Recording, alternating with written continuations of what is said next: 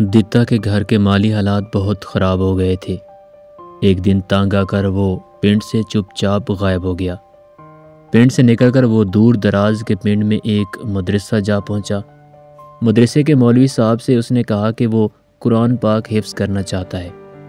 انگوٹھا چھاپ دتا نے مولوی صاحب کی کچھ اس طرح منت سماجت کی کہ مولوی صاحب کا دل پسیج گیا۔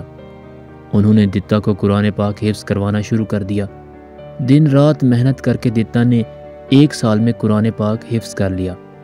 قرآن پاک حفظ کرنے کے بعد دتا اسی طرح خاموشی سے اپنے پنڈ واپس آ گیا۔ پنڈ کے لوگوں نے نہ ہی اس کے غائب ہونے کا نوٹس لیا اور نہ ہی واپس آنے کا۔ کسی نے نوٹس نہیں لیا کہ یہ پنڈ سے کہاں گیا، کب واپس آیا۔ دتا سارا دن خاموشی سے پنڈ میں مٹر گشت کرتا رہتا۔ 6 ماہ گزرنے کے بعد ایک دن وہ پنڈ کی مسجد کے مینار پر چڑھ گیا۔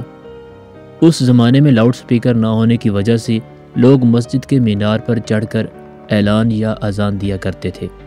دتا نے مینار پر چڑھ کر بلند آواز میں لوگوں کو بتایا کہ پچھلی رات جب میں سو رہا تھا تو خواب میں آ کر ایک فرشتے نے مجھے سینے سے لگایا۔ سینے سے لگاتے ہی مجھے قرآن پاک حفظ ہو گیا۔ لوگوں، یہ بہت بڑی کرامت ہے جو میرے ساتھ ہو گئی ہے۔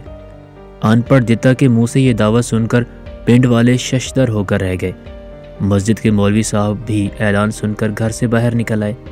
پنڈ والے سب کے سب ہی چودھری سمیت مسجد کے گرد جمع ہو گئے۔ پنڈ کا چودھری حقے کا کش لگا کر بولا، اوے دتا، تیرے پاس کیا ثبوت ہے اپنے دعوے کا؟ دتا بولا، چودھری جی، مجھ سے پورا قرآن پاک سن لو۔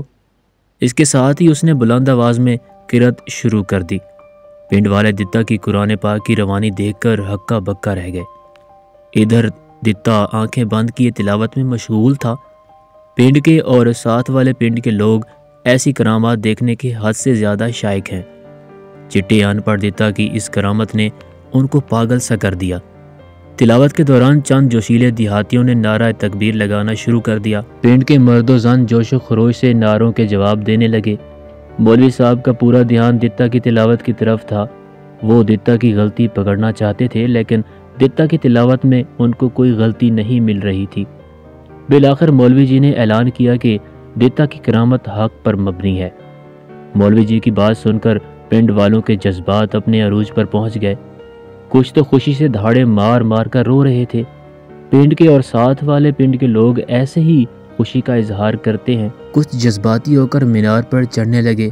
انہوں نے اوپر پہنچ کر دتا کے ہاتھ چوم کر عقیدت کا اظہار کیا اور اپنے آپ کو ان خوش نصیبوں میں شمار کرنے لگے جنہوں نے سب سے پہلے دتا کے ہاتھ پاؤں چومے تھے۔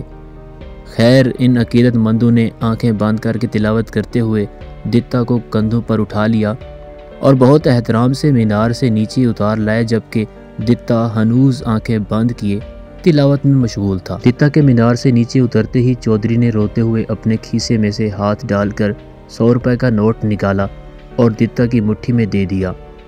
باقی گاؤں والے بھی حسب توفیق دتا کی خدمت کرنے لگے۔ دتا اب پیر بن چکا تھا۔ اس کو کندھوں پر اٹھا کر گھر پہنچایا گیا، نہلا دھلا کر نیا جوڑا پہنایا گیا۔ اس کے بعد لنگر کا اہتمام کیا گیا۔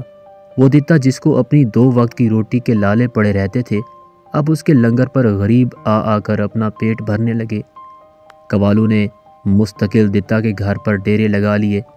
محفل سماع کا اہتمام کیا جانے لگا جس میں لوگوں پر حال وجد طاری ہوتا۔ دتا کی اونچی سی مسند پر بٹھا کر اس کے سامنے قوالیاں کی جاتی، خسرے وغیرہ بھی مجرے پیش کرتے، یعنی اس کا گھر پورا دربار بنا دیا گیا تھا۔ قصہ مختصر، دتا کے مرنے کے بعد باقاعدہ عرس بھی کیا جانے لگا۔ ایک بار اس مدرسے والے مولوی صاحب بھی دربار پر منت مانگنے کے لیے آئے جنہوں نے دتا کو قرآن حفظ کروایا تھا۔ ان کو بتایا گیا کہ یہ ایک کرنی والے پیر کا دربار ہے جہاں منتیں مانی جاتی ہیں اور ہر کام ہو جاتا ہے۔ مولوی کو پیر کی کرامت کے بارے میں بتایا گیا۔ مزار پر لگی فوٹو دیکھ کر بوڑھے مولوی جی کو اپنا شاگرد یاد آ گیا۔ ساری کہانی سمجھ کر مولوی نے مریدوں کو اصل کہانی بتانے کی کوشش کی، مگر مریدوں نے مولوی کی ٹھکائی شروع کر دی۔ وہ دتا پیر جی کے خلاف ایک لفظ بھی سننے کو تیار نہ تھے۔ بمشکل مولوی جان بچا کر بھاگے اور پھر دوبارہ دربار کے قریب بھی جانے کی انہوں نے کوشش نہ کی۔ اس ساری کہانی میں ایک سبق موجود ہے کہ دتا آج بھی مختلف نام مختلف انداز، مختلف کرداروں کی شکل میں ہمارے سماجی نظام کا اثاثہ ہے، اور کوئی بھی اس شخصیت پرستی سے نکلنا بھی نہیں چاہتا۔ اس کے سحر میں مبتلا ہے یا کوئی مجبوری ہے، مگر دھرتی پر دیتا راج ہے۔